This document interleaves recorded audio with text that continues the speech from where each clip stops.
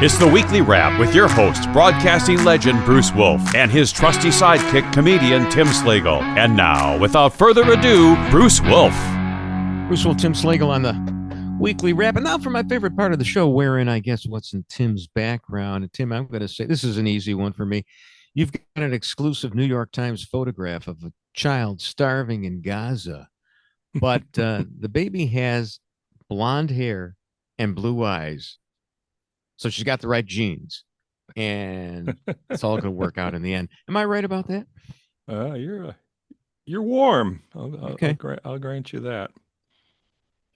Okay. Is that the?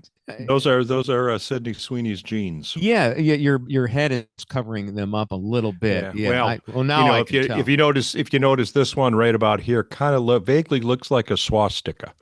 Yeah, totally. So I think that proves it. Well, among other things, look, it's amazing how upset people in this country got over a pun. And all I can say about that is that puns don't kill people. People kill people. Okay. So anyway, I don't know. I've died many times trying a pun out.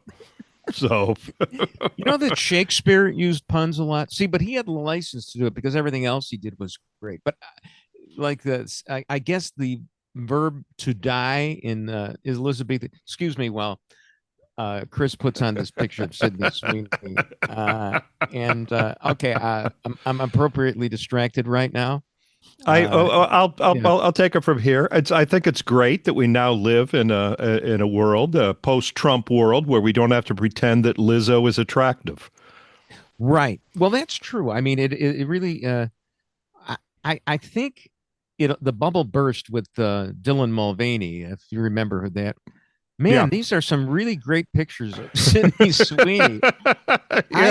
We don't have to pretend that Lizzo is attractive and Dylan Mulvaney is a woman. We can actually enjoy looking at a woman again. Yeah. And whoever dresses Lizzo is cruel. Whoever puts her in those outfits, rushes her on stage and say, "You look great, man," is really cruel. It reminds me of what they used to do to Stevie Wonder. Sure. But Stevie Wonder never caught on. Right, of course. Isn't Ozempic gonna? We're worried about. There was a lot of talk. Among the hoity-toity, the intellectuals, that this is. America is all about equality, and we don't like the fact that some people are born more equal than others. Pardon my Orwell. So I'm just wondering, though, will Ozempic level the playing field, so to speak? That's going to be the worst thing when everybody is thin, right? Because think about it. I mean, you haven't seen like a high school girlfriend for years, the one that dumped you or something like. What do you hope? You hope that she got fat, right? I mean, you always hope, or some guy beat you out for a job or something like that. You hope he got fat. I mean, wealth matters. That's really your hope. Huh? That's really your hope. My hope is that she comes on to me so I can turn her down. Yeah. That to me that would be more deliberate. Yeah. Just fat. Okay, we all did, but right. Anyway, I just now I thought I heard, because it was really over the top to be going, she's got great genes. I swear I thought I heard in the background on the video a few strains of Springtime for Hitler, but done ironically. Now here's a picture from I Meme, Therefore I Am. And I didn't actually listen to it, but it's a split screen. And it's some woman who, with a little touch-up job, a little makeup, could look pretty attractive herself. She's, a liberal professorial type, I guess. She's got books in the background. Anybody with books in the background is... But she's ripping, Sydney Sweeney, the whole Nazi theme. She's got, I gotta say, the woman ripping Sydney Sweeney has pretty blue eyes. Looks like, if you look, Tim, on the left side, it looks like she's got like not enough hair. There's like a bald thing going Do you see that on the left Yeah, side? it's she's got the Sydney Sweeney though, isn't it? Isn't it? It's well, she doesn't have. She needs to move them forward just a little bit to cover up Yeah, the. right. But this is, I mean, she's got nice cheekbones, a nice nose, I think. And Mhm. to complain about it when you've actually got something going for you, and then to take this liberal stance when you've gotten you well here what the perfect thing would be. I'd love to see some like news anchorettes right now complaining about this. All of them dyed blonde. I'm sure that there's a number of black women who've been complaining about this as well. And I'm just worried that, there's only so much venom to go around in one human being. And you're probably going to have to borrow a little bit of your animosity towards Caitlin Clark and toss it into the Sydney Sweeney bin. So I mean, there's just a lot of problems right there. To borrow liberally from King of the Hill, I would like to ask this woman, when the Gestapo comes, which box will you check? Now, Sydney Sweeney is 28 years old, right? And apparently not. I saw her on Saturday Night Live, and it was kind of neat to see them putting out a person, a woman who was displaying her ample pulchritude and not ashamed Is about it hers or is it Memorex? I think it's hers. Huh. I don't know. I'd like to believe it is. I'd like to, but I understand she's not much. Have you seen her in anything other than ads and like appearing maybe even on Saturday Night Live? Probably didn't see that. You haven't. Isn't she in White Lotus? I didn't. Was she in White Lotus? Boy, she I wasn't don't know. memorable. Get a picture of her navel up there, Chris. Oh yeah, yeah. Tim and I, for those of you have to be aficionados right here. Oh, she is in White Lotus. But there was a person. Who's the person who was in that with Billy Bob Thornton, and also in another thing as well? We've noticed the navel. Oh, she was in two of those 1820. Yeah, she was in 1923 and Landman. Yeah, right. So yeah, but that's not her. No. There should really be a game show where they just put on women's navels and you just guess who that is. Like Raquel Welch almost had an Audi, if I recall. I can't remember. Don't hold me to it.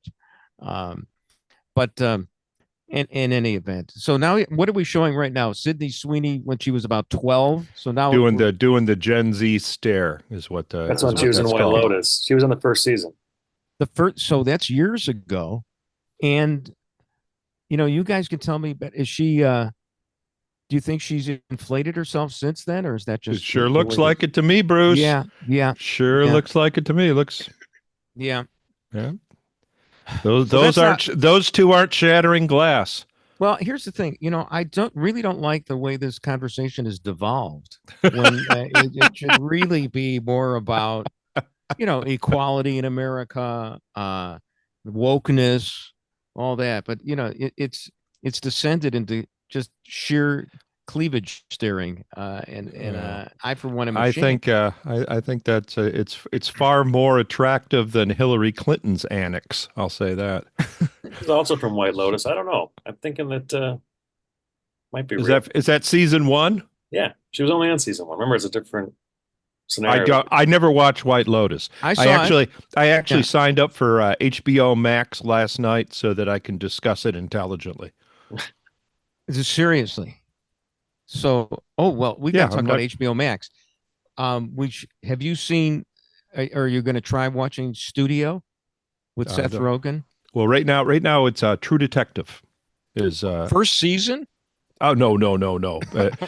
I thought we only watched 2, but then about halfway through season the season 3 premiere, we saw this one. Oh right. So yeah, so we're on 4.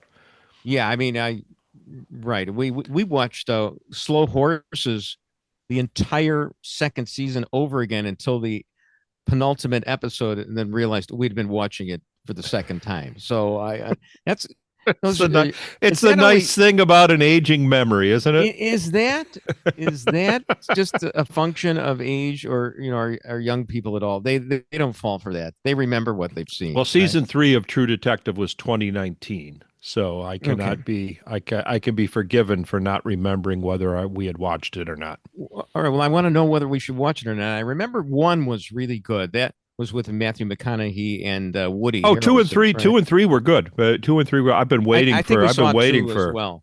Yeah. I've been waiting for 4 Okay. for a while, and All right. All right. that's actually the reason why I signed up for Max. Okay. That, and so I can talk about White Lotus intelligently. Okay. Well, I'm suggesting Studio, which is a satire in the Hollywood studio business, and everybody is a total ass. And I don't know if you like Seth Rogen at all. I'm mixed about him, but I thought he was good in this. And I mean, it's just they're doing a movie based on the Kool-Aid character, okay, for the cartoon, and there's a whole episode dedicated to how Hollywood is Wow. trying to be politically correct, and if you cast a black guy as the Kool-Aid man, then everybody his family is black. Is that a stereotype? And there's all kinds of problems with that. The only Well, thing, actually, you know what? If I was going to cast the Kool-Aid, excuse me, that's on Apple Plus, not Uh, okay. Thank you, Chris. You're right, and that's why every time I look for it on Max, I can't find it because that's another senior thing. Okay, thank you. I think first of all, if you were going to, first of all, because it's 2025, it would have to be the Kool-Aid person. Sure. Yeah. The pronouns are they and their, No, and I would cast Lizzo right. because Right. I could easily see them going through the side of a wall Right. when somebody screams out Kool-Aid. All right, you're only allowed one more Lizzo reference in this broadcast. But the thing is that I like the way that they spoofed political correctness, but it's kind of almost passe to do that now. We're beyond that. We're into Sydney Sweeney territory. Bruce Wolf, Tim Slagle on the Weekly Wrap.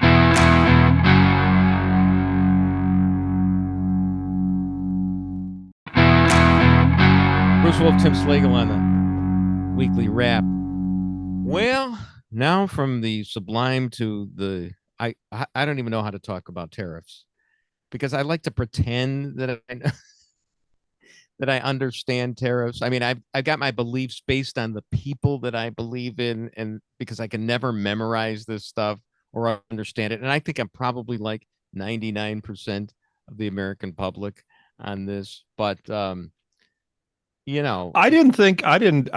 always been opposed to tariffs. I just listened to the basic Econ 101. In history they taught us about Smoot-Hawley. So Right. tariffs bad Yeah. for the economy.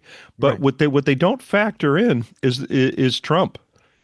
is he was able to use them for I hate to do this, the art of the deal. It seems that he's gotten some. I don't know what he's really gotten, and then congratulations to him on that, because he's such a. I mean, Well, he didn't get inflation. Which not everyone yet, said he did not anyway. get. let me get. Let me He give you didn't an get the idea. recession. It's the GDP is up. Yeah, GDP. Let's talk about GDP for a second. Scary for me. So it was like 3% quarterly GDP, which is good. Right, it's great. Except for that, it annualizes out to about 1.25%, which is horrible. But people don't look at that; they just look at the quarterly. Now, Well, the first quarter, yeah, but the first quarter wasn't his. You can't. here we go. There are a million variables. Now, here's what a lot of the people on my side think, and what you used to believe in. Okay, is that if GDP goes up, it's going to be because of in the big beautiful bill that there's the taxes weren't raised. Okay, there's deregulation. For example, I guess CO2 is not considered a pollutant anymore. That's a big deal. That one's beautiful. Is that Yeah. Zeldin is now making if you want to outlaw CO2, you have to go do it through Congress. Okay. Which, so here you go ahead. See if you can Right. see if you can get the electric car mandate through Congress. Okay. Although there might probably be some judge as there is in the Planned Parenthood deal, who said it doesn't matter what Congress does. Planned Parenthood Or must the be Supreme funded. Court, apparently. Yeah, that doesn't matter.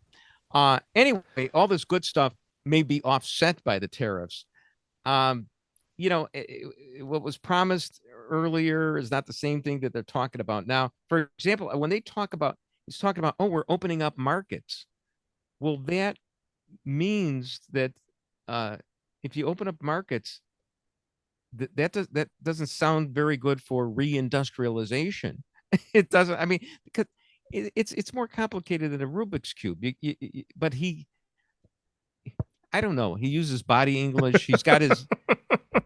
The big thing is the distraction for the diehard MAGAs, which of course is Epstein, because that's what everybody understands. But he can pretty much get away. It seems like he's getting away with it right now. Zoran Mondami, he is also promising to open up markets, but a different kind. Yeah. I can imagine. Are we up to that? Zoran? Oh yeah. Okay, we could go. Did you see the one in Kansas City? That the Kansas, I think it was Kansas City, actually tried to do what Mondami wants to do. It had to be subsidized by private. Private, enterprise. because the government couldn't afford to keep it open. Empty shelves. It was horrible. I mean, that's the way it's going to work. What everyone said when they're interviewed, they said the smell. I could just, oh man, it just smells vaguely Soviet, circa 1991. I don't know if you ask Tucker Carlson, their grocery stores in Moscow are just fantastic. Anyway, he was in the train station. There was a train station. He was in the train station. He was in the market. Speaking of Mamdani, there's this article by Rehan Potemkin Wiggly, I think, was the grocery store he was in. Yeah. That's a good one. Mark that one, Chris. You know, the intellectual set is just going to absolutely love that when that reference. So anyway, Rehan Salam had this essay in the Wall Street Journal that pointed to data that confirmed that Mamdani is the candidate of downwardly mobile elites. Okay, young adults who grew up wealthy or well off, who now believe there's no way they can live as well as their parents did. They're frustrated, bitter, overeducated, and underemployed, and eager to blame society and capitalism for their inability to live the life they dreamed of. That's the Democratic Party right now. That's what you're talking about. They want to blame everybody and blame the rich guy, which right, which is which was exactly what Stephen Colbert is doing. Oh, no question about it. He's not blaming his show for sucking. He's blaming the billionaires that made a deal behind his back. Yeah, and he's going to go down in flames, I get, because apparently he was having Kamala Harris as a guest on the show. I mean, that's a winner, right there. I mean, quadruple. Have you seen that? Have you seen that video of Kamala? It's going around. It just came up today. Is James Woods tagged it? Oh no. Okay. Oh no. She is hammered. She is absolutely hammered, and there's no doubt about it. And it's in the afternoon. So I'm guessing day drinking best. I'm guessing the DNC, California DNC, came to her and said, Kamala, if you want to run for governor, you need to do 90 days first. And she, I don't have to do that. I don't have to do that. Right.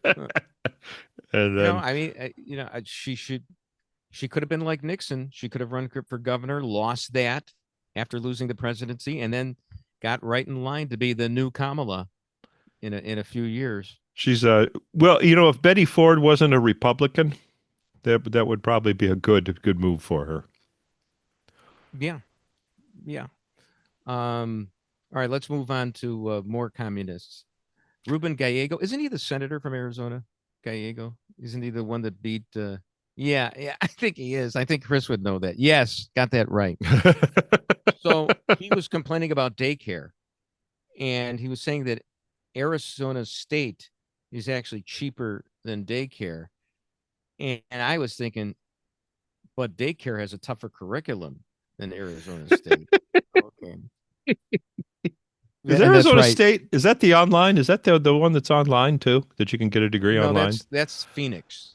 Oh, okay. University of Phoenix, I believe. Okay. As Chris reminds us, Gallego beat Carrie Lake, who has a job in the Trump administration now, doesn't she? So they say. Is she the ambassador to Japan? She's about as tall as Ram, right? So I think she would qualify. No, she's a Voice of America. Oh, okay. She's the head of VOA. Does she do voiceovers or whatever? I mean, she was on TV, so Yeah, she was an anchor. No, she's actually was sent there just like Linda McMahon. She was sent there to kind of shut it down. Okay. Because we really haven't needed Voice of America since Sure. I don't even think Cubans listen to the radio anymore. So did this really happen? Because I see things online all the time, and I just don't check them out, but I'll check it out here with you. Did CNN say that tsunami was possibly a white male? That doesn't even that doesn't parse. Chris, did you hear about that at all? I read that, and it's got to be some kind I of actually joke, saw the clip, yeah, and it did happen. It did Wow. happen.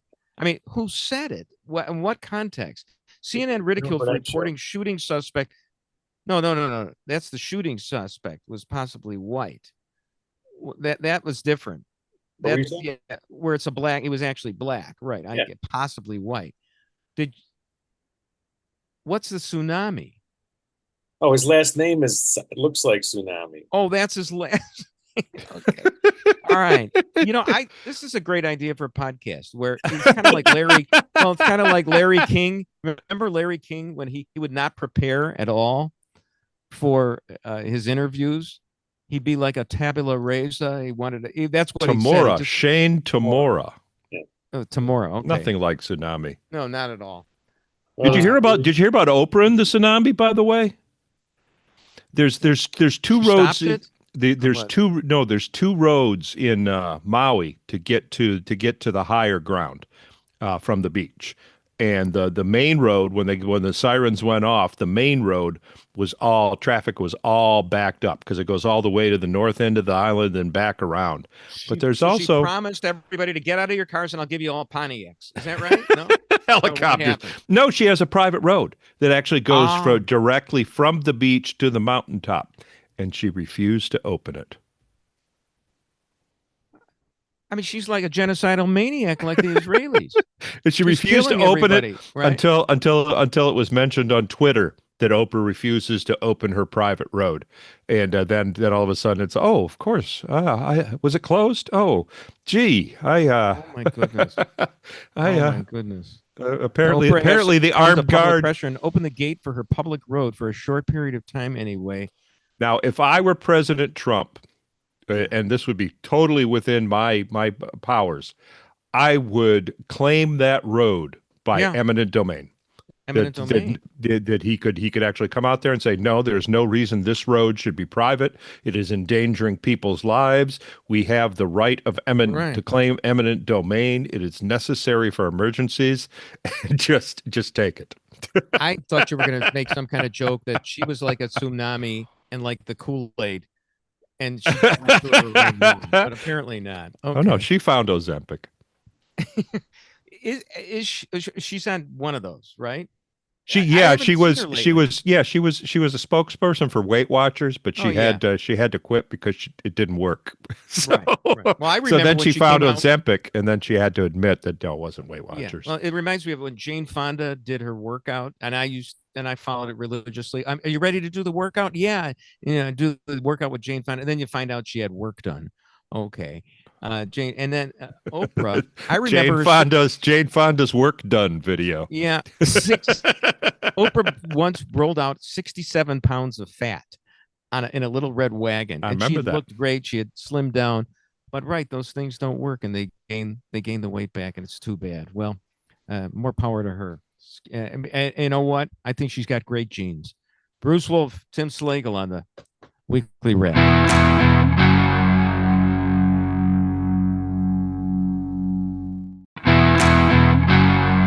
Bruce Wolf, Tim Slagle on the Weekly Wrap. So, when I was filling in number of years ago on WIND, the morning answer sewer. There was this ad salesman I saw during a break, and he was saying that he believed that God had given us Donald Trump. And and I had voted for Trump. This is the first administration. This is before he even so-called lost, to Joe Biden. But I thought the guy was nutty. And as a matter of fact, I was even told by some people there who are pretty conservative, of course, it's AM 560, that this guy was nutty. But I got to tell you something. And as much as I have contempt for Donald Trump because he cheats in golf, and I mean, allegedly. Well, yeah, I mean, it's just they showed him hitting in Ireland supposedly a 290-yard drive. Well, maybe if it was like all downhill, I guess, because he had a shorter backswing than John Rahm, who got like 400 million to go to the Live Tour, who couldn't hit it that far. He was actually in Scotland, so if he hit it all the way to Ireland, Bruce. Well, that's pretty darn good. That's pretty darn good. Are you sure he was in Scotland? Now I can't remember which one of them countries he was in. Anyway, one of them red-haired, pasty white countries. Right. Yeah, sure. So, but in spite of that, I mean, and I know a lot of neocons like me. There's who are like, not normally religious, and it's like, no, we actually thank God for what he has done for Israel, bombing Iran, of course. And as of the morning, and Mike Love also thanks him. Seriously, God only knows. But I as the day that we're taping this in the morning, Trump tweeted, or whatever he does on his site. He said, "Hey, the quickest way to end this war is for Hamas to surrender and give up the hostages." And this is in the face of cannons to the left of us and cannons to the right of us, because I mean, you got people like Dick Durbin and Marjorie Taylor Greene on the same side on this issue. Politics makes for strange bedfellows, but I mean, it was just didn't all the Arab nations just get together? And they did. They absolutely did. They said Hamas should do that. Now they gave the usual lip service to that there should be a Palestinian state. Sure, in the middle of Egypt. Canada. In the middle of Egypt, that's a great place for it, I think. As Chris puts up the sign, Bruce's Jews News.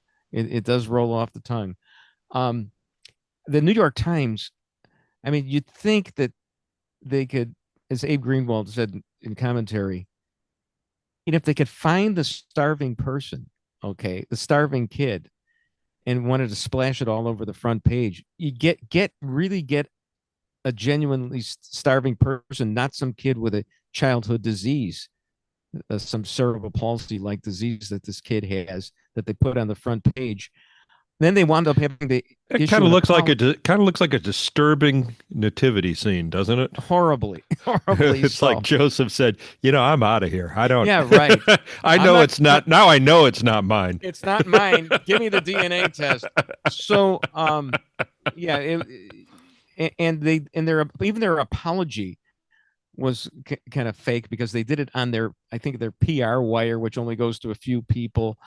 And it wasn't really an apology. We're still standing behind, what we're finding out when we rely on all these Hamas types.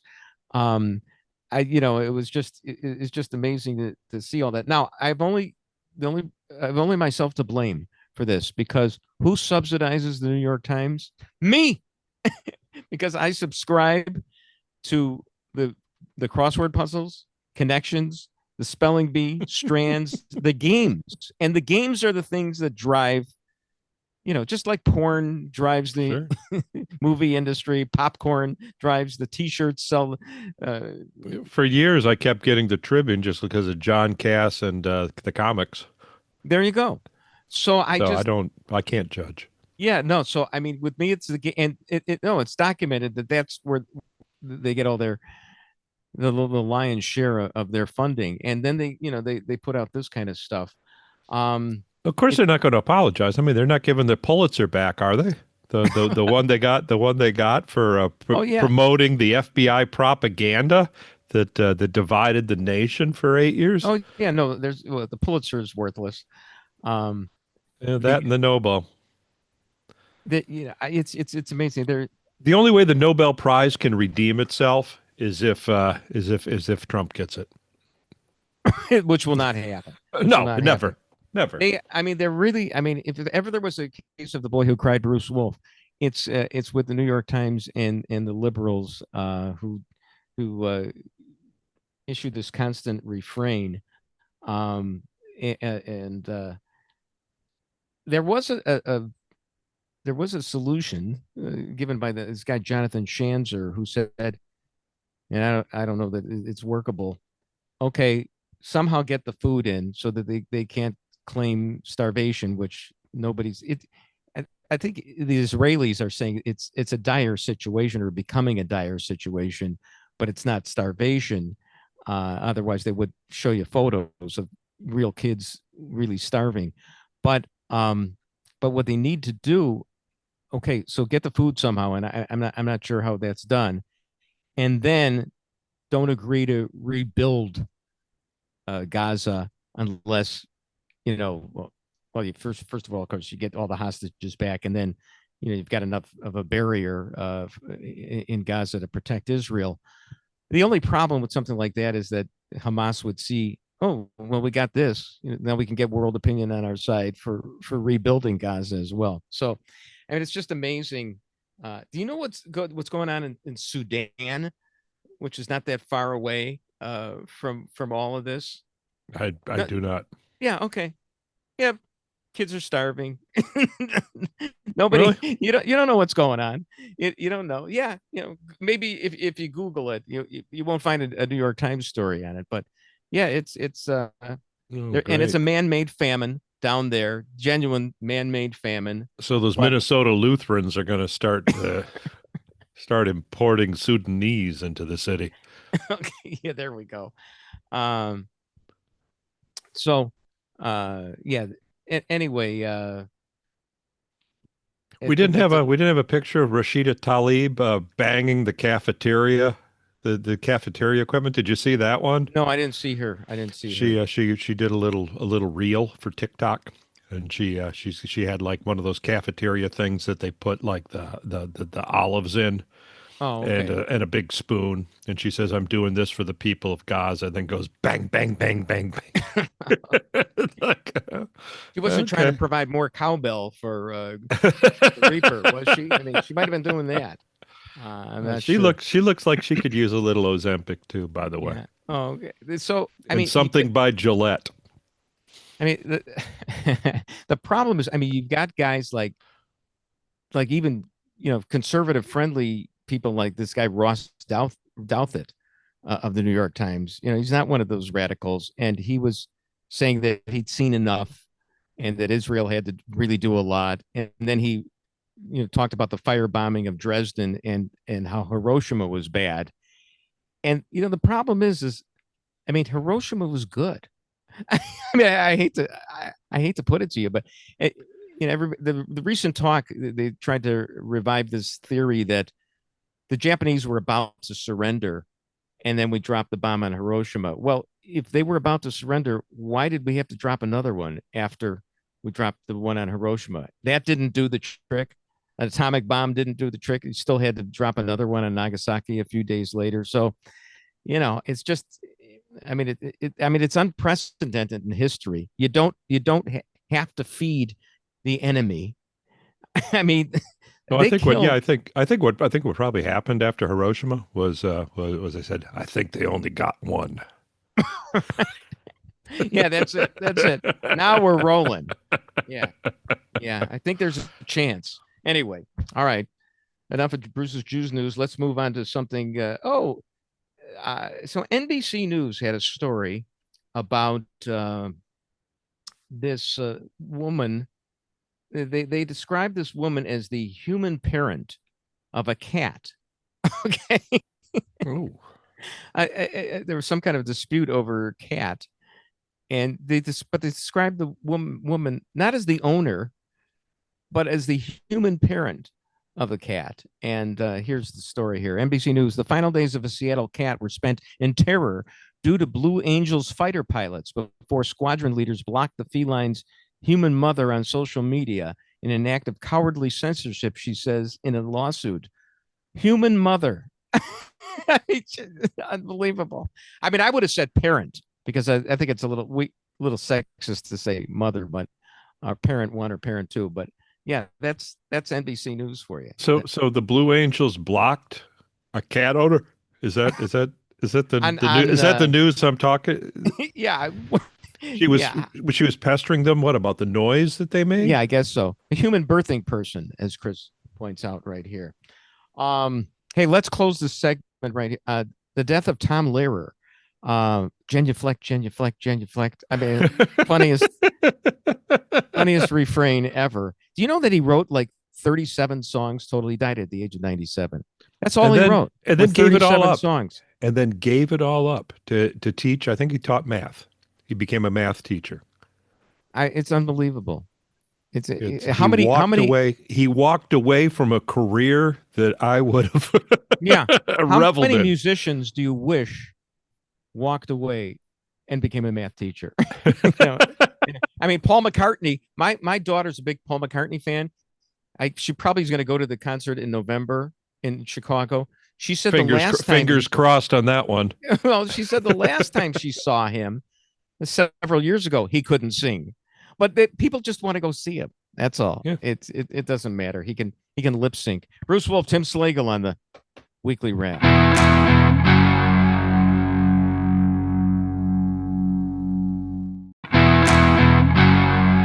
Bruce Wolf, Tim Slagle on the Weekly Wrap. So, I really don't like the attention that the WNBA is getting. I mean, I wouldn't pay attention. I saw a clip of a broadcast, a Philadelphia Phillies broadcast, and I guess they were in Chicago.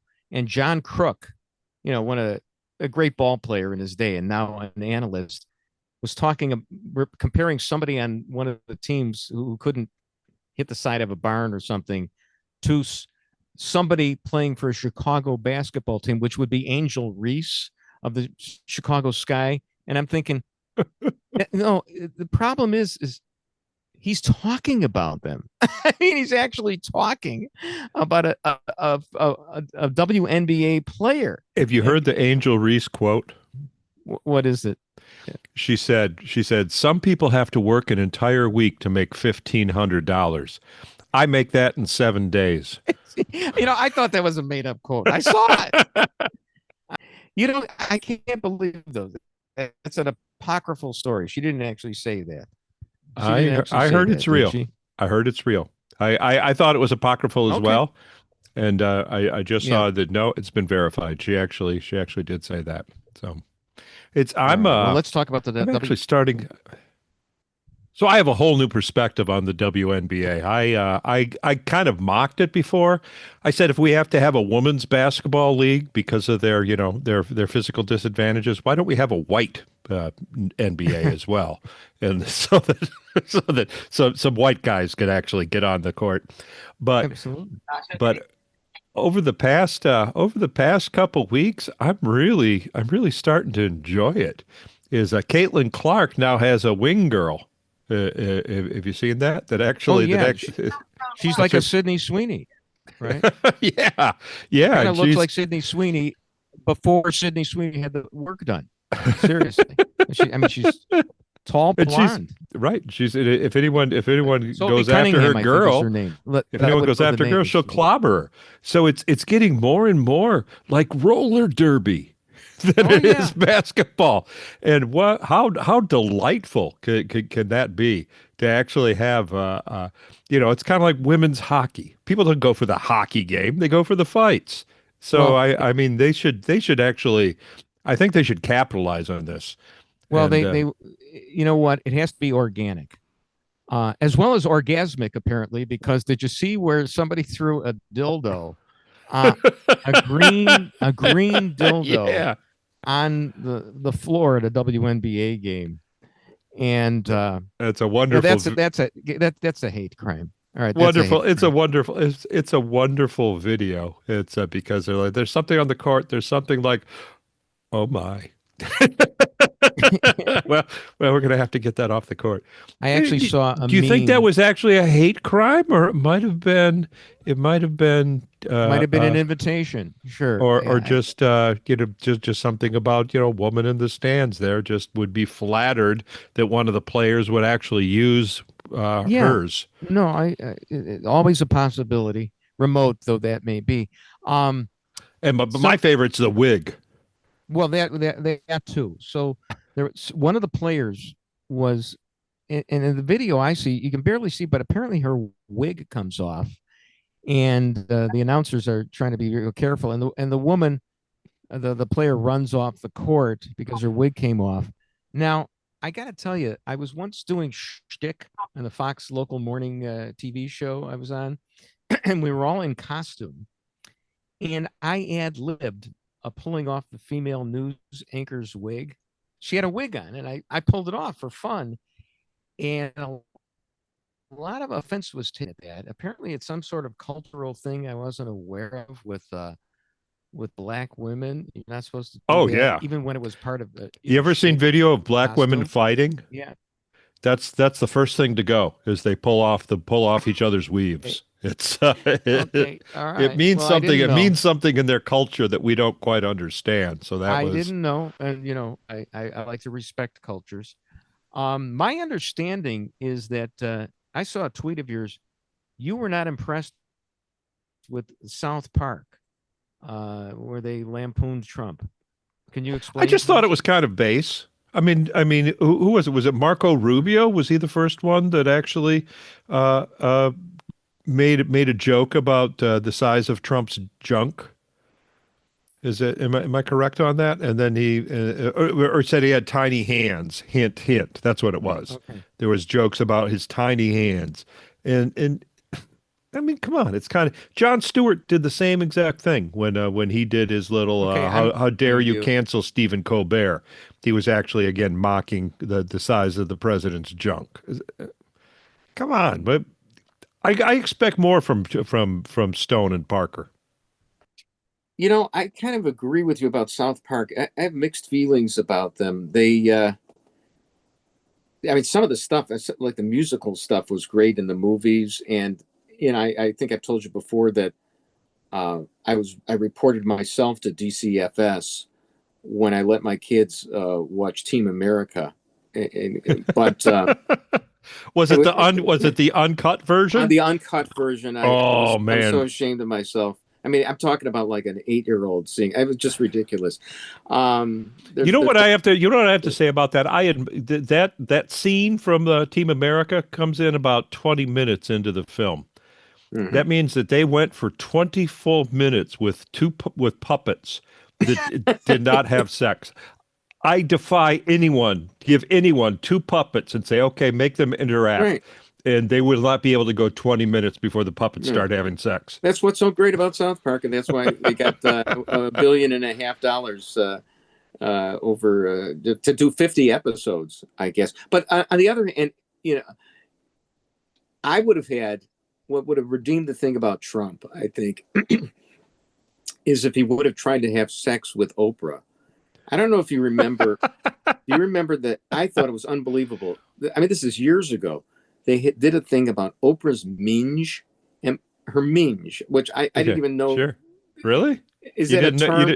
Oh yeah. I didn't even know that term was. I've never heard it before or since. Oh, that's one of my favorite lines on Game of Thrones was some guy said, "I'm going to have a look." Right. So it was just like, and of course, in South Park, thanks to animation, as primitive as it was 15, 20 years ago, the minge was anthropomorphized and was arguing with Oprah. Notice how intellectual I sound when I use the polysyllabic words to talk about. It was talking to her and complaining that it wasn't getting any action, and so I would think that Trump would be there, even though I guess at some point he would say, like he said in a deposition once, that she's not my type. And then we get back to the Sydney Sweeney jeans argument at that point. But, did you ever see the version, I think it was for Saturday Night Live, that they did was a Stedman, he's just not Oprah's boyfriend. Stedman essentially pretends he's a secret agent. It's a cartoon. It's a Schmiegel did it, and he pretends he's a secret agent that all of a sudden gets a call every time Oprah tries to have sex with him. I don't remember. I would love to see that one. And then the last scene, he's on a speed yacht. He's on a speed yacht with James Brolin. And James Brolin's all dressed up like Captain America, and James Brolin says to Stedman, he goes, "Where's your costume?" He goes, "I'm a secret agent, fool." Oh man! Oh, congratulations to Rob on that one. I never saw that one. All right, quick review of you did. I assume you did not see Happy Gilmore 2. I did not. Did you actually go to the theater? Is it in the theater? No, or is it's on Netflix. I wouldn't go to the theater for that. Did you see Happy Gilmore 1? No, I did not. Yeah. So okay. Well, I mean, I guess you could probably get away with not having seen the first one if you wanted to see the second one. I doubt it's getting very good reviews. I don't know how, Chris, I imagine you haven't watched it either. I did. There were a lot of golfers in it. There's a good joke that is at least as good, and may as well spoil it for you right now. You're not going to see it, but no. You know what the drink the Arnold Palmer is, right? Yeah. Yep. Okay. So Jack Nicklaus is sitting there in the dining room, and the waiter goes up to him, and Jack Nicklaus says, that I'll have half lemonade, half iced tea. And the waiter goes, "Arnold Palmer?" And he goes, "No, I'm Jack Nicklaus."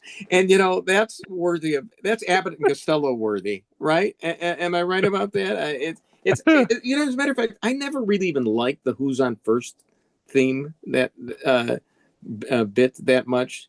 Do you think it's a work of comedic genius? Oh yeah. I think it's a classic. I think. Okay. See, because I guess my whole thing was I took it much too literally. I was thinking, well, you couldn't have a third baseman with the name of I don't know. How does that fit on the back of a uniform? Yeah, but you know what? There's a first baseman on the Cubs named Who. So well, not on the Cubs, but there is one. And on that note, Bruce Wolf, Tim Slagle. Weekly Wrap. And that's the Weekly Wrap on radio and television. Follow Bruce at Bruce Wolf Shy on Twitter and Tim at timslagle.com. The Weekly Wrap with Bruce Wolf, a CP Pods production.